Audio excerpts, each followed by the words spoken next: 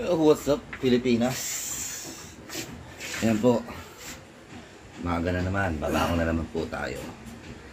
Ayan, masakit na naman po ang aking balakang. Sa pagkakatulog ko. Sakit ang aking balakang. Trabaho na tayo para magkape.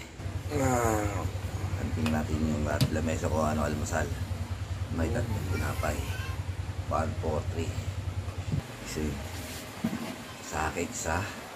Sana ko isa. At sa asawa ko isa. Yan. Tignan na ako ng kape at stretching ko aking balakang.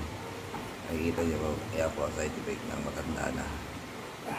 Ganyan na po tayo kung matanda na suwasak ng balakang. Kaya stretching natin para mawala yung sakit. Oh no. Oh shit, ang sakit. Good morning, Philippines. Good morning, Pilipinas. Ayan po, picture po tayo. Ang gwapo-gwapo ko. Good morning, guys. What's up?